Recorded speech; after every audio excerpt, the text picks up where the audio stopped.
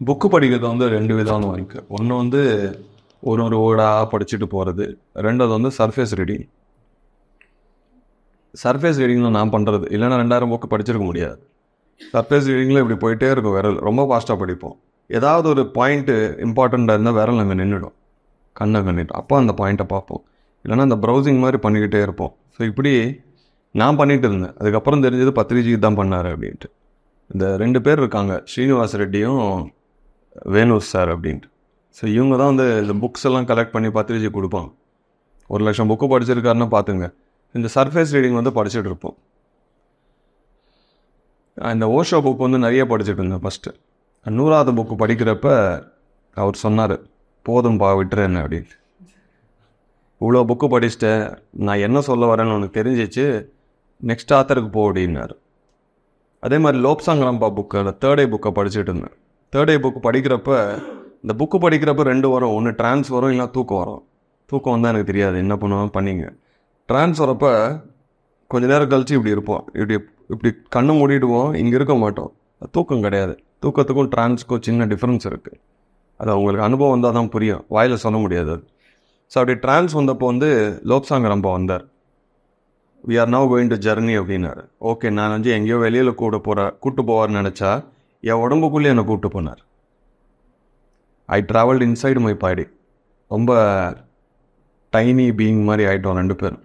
என் பாடிக்குள்ளேயே travel பண்ணி என் பாடிக்குள்ளே இருக்கிற எல்லா சிஸ்டம்ஸையும் அவர் எக்ஸ்பிளைன் பண்ணார். உள்ளே இவ்வளோ பிரமிட்ஸும் இருந்தது. ஸோ இதெல்லாம் எக்ஸ்பிளைன் பண்ணார். ஸோ அப்படியே அந்த ஆத்தர் புக்கை பிடிச்சாலே அவங்க கனெக்ட் ஆகிடுவாங்க. யோகானந்த புக், பரமஹம்சரோட இந்த புக் ஆட்டோபயோகிராஃபி யோகி படிச்சுட்டு இருந்தேன். ஆஃபீஸ்லாம் 8 மணி நேரம் 10 மணி நேரம் ஆஃபீஸில் இருப்போம். எல்லா நேரமும் எங்கே ஒர்க் பண்ணுவோம். அங்கே ஒரு லேப் இருந்தது. நான் வந்து மெயினாக ஒரு 4-5 ஹவர்ஸில் ஒர்க்லாம் முடிச்சு லேபுக்கு போய் உட்காந்துருவேன். அங்கே யாரும் இருக்க மாட்டாங்க. புக் எடுத்துகிட்டு போயிடுவேன். யாராவது வந்தால் ஒர்க் பண்ணுற மாதிரி நடிக்கிறது, மிச்ச நேரத்தெல்லாம் புக்கு படிக்கிறது, இதான் வேலை.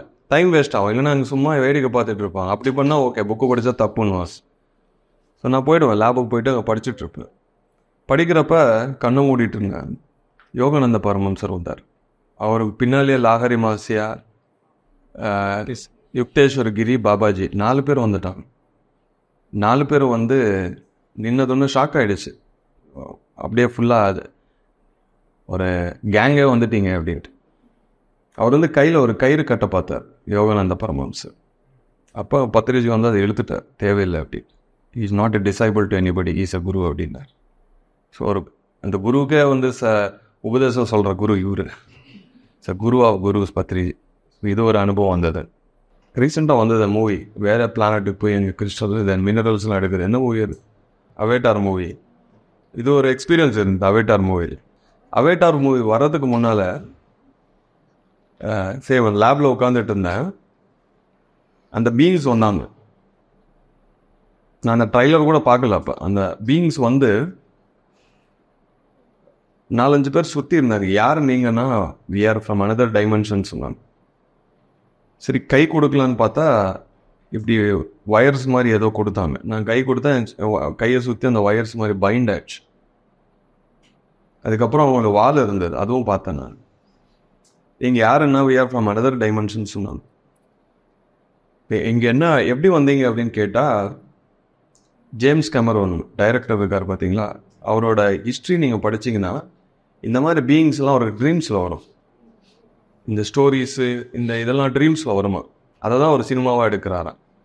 ஸோ நாங்கள் வந்து இந்த இடத்துக்கு வரணும்னா இங்கே இருக்கிறவங்களுக்கு அவரோட ஃபோக்கஸ் எங்கள் மேலே விழணும்னா அதுக்கு யாரை இப்போ பிடிக்கும்னு பார்த்தீங்கன்னா ஜேம்ஸ் கேமரோனை பிடிச்சிருக்கு.